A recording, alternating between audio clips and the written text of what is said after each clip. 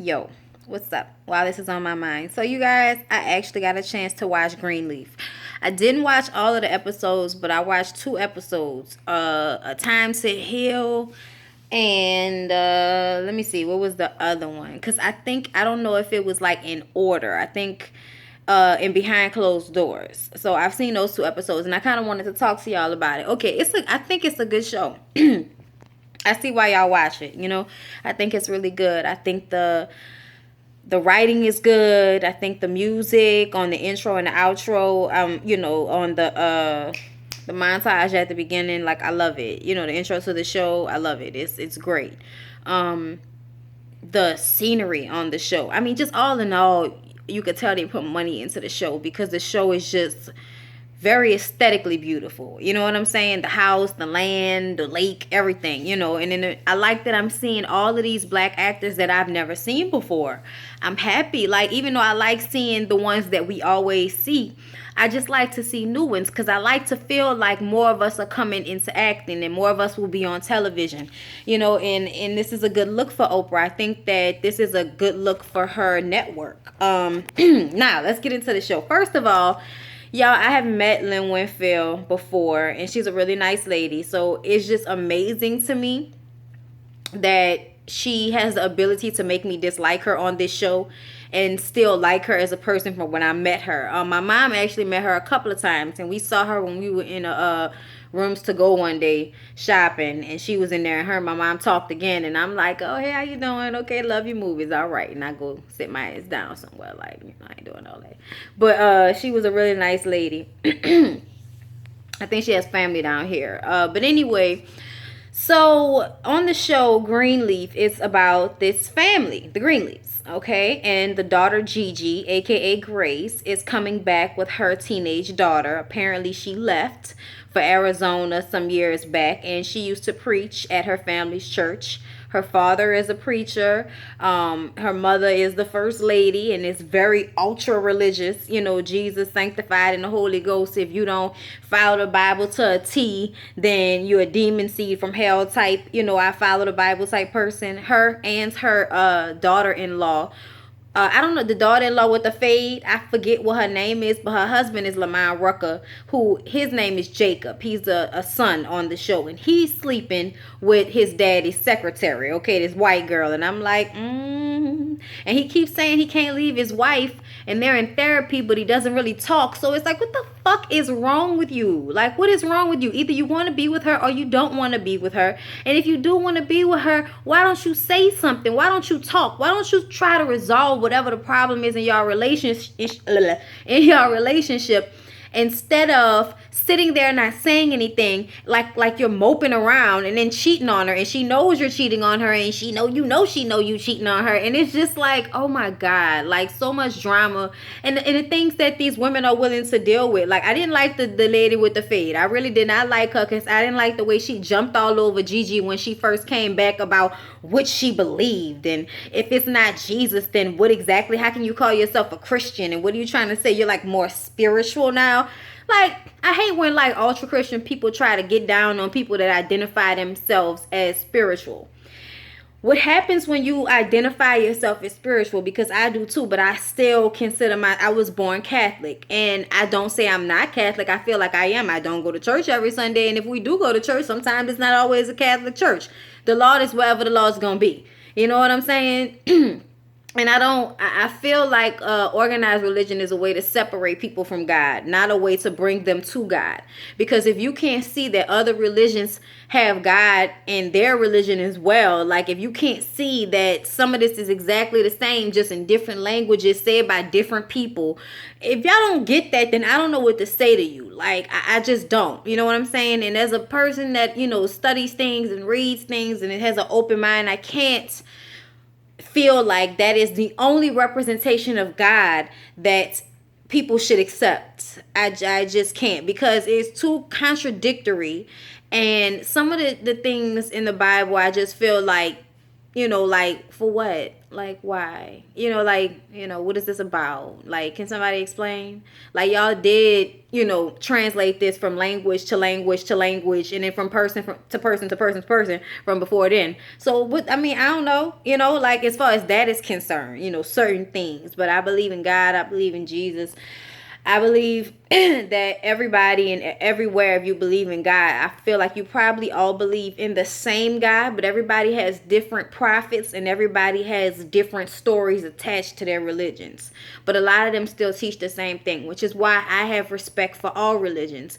And a show like this is so intriguing to me and entertaining to watch, but yet it still pisses me off because I know there are people that are so disrespectful to other people's religions and then expect people to, feel like they're God in this way. Even when Lynn Winfield's character is talking to her husband about talking to his congregation on behalf of the policemen instead of on behalf of the Black Lives Matter, because they have a situation where a young black boy got killed by a black cop, and the black cop was a member of the congregation, and he reached out to the reverend, to the pastor, whatever, for help, but he never answered him, I guess, under the circumstances. Everybody can understand it. And he decides to back the policeman because he feels like the policeman made a mistake. It wasn't just, oh, I'm trying to kill this kid. It was, I made a mistake. I killed this kid. I didn't mean to. Now that I see he didn't have a weapon, I thought he did. I fucked up. In a matter of a second, I fucked up. I killed somebody. And he seemed remorseful. So I feel like the pastor decided to take that side because it seemed like the worst thing to take the opposite side and make it seem like, this guy is just evil, and that's not what it is. What he ended up doing when he got up there, but his wife tried to convince him to go with the Black Lives Matter, and she was saying he wasn't listening to God. And it's like, why is it your way the way God wants it? Why do you suppose, why, what I'm saying, why do you suppose that what you say is what God's saying, but what he's saying is not, right? Is that correct? Like, just because you feel like, yeah, see, I can't fuck with that, okay? Because that's crazy to me for you to think that the thoughts that you have are from God, but the thoughts from another person aren't. You know what I'm saying? In a situation like this, I feel like God is a little bit more from every perspective than that. And I feel like if you're looking at it from the other perspective, like the pastor did, I could totally understand why he did what he did. He gave a sermon that was Black Lives Matter, but also this man made a mistake. And and he's still a black man, and his life should also matter. You know what I'm saying? So we shouldn't be so quick to want to throw stones because we don't know what it's like to be in that position as a police officer, because that's not a job that any other person in here wanted and took on. So try to have sympathy for a person that makes these types of mistakes. And I understand that. But in real life, not, maybe not in that situation, but in real life, the issue that is plaguing us and the problem and the real issue is the systematic racism that is embedded in the justice system, in the police department. That's the issue. The issue is you see me as a life that you don't have to save. You don't see me as a life that needs to be protected. You see me as somebody that you need to check. You see me as somebody that you need to control, and somebody that needs to comply, and somebody that needs to relinquish all to you. And that is not realistic for black people. We are already defensive because of the history that we have. So it's very problematic for policemen to take a stance of authority over people that already feel like they've been oppressed and enslaved and already had authoritative situations or bodies telling us what to do as black people. So it's kind of like, don't come in my community and kill us and overstep your fucking bounds and disrespect us and think that it's gonna be okay, that it's gonna be able to just keep going on without any consequence. Whether that consequence is right or wrong, it's still a consequence. You know what I'm saying? A little bit about what's going on in the world right now, but we're not about to go all into that because this is more about this show. But that is just why the pastor took the stance he took. I think that was the best way to do it. People did walk out. His deacons walked out. They were upset. The lady deacon said that she was gonna walk out if he did this Blue Lives Matter thing and had those police officers come into the church. But here's the thing. when something happens, when somebody robs you, when something goes on, you call the police at the end of the day. Now, there are times when people feel like they don't want to call the police because they don't like the police, they don't trust the police, and they don't feel safe when the police are in their presence. You could come into my house and do anything because you're a police officer and nobody will do anything about it. So it don't matter if you're a good guy or a bad guy. You can still do that because you're a police officer and there's nothing I can do about it. That is how people feel. Okay? And it's not even just black people. That is the feeling that you get around the police officers. And if their whole thing is to protect and serve, then they need to redefine what that means to them, because you feeling like you my master is not protecting and serving me at all. So I just want to put that out there. Anyway, I still feel like the pastor did a good job, because I do feel like there are good police officers out there, and I do feel like there are ones that some of these were probably really mistakes. Really, like in New Orleans, there was a time a situation like this where a white cop killed a black kid. And it was a mistake. They were going in that house. They had drugs in that house. The guy who was in the house didn't have anything to do with it. He was a young teenager, but shit was still going on in that house. And when they bust in, he jumped up and the cop shot him. And, it was a mistake. He didn't mean to kill that kid.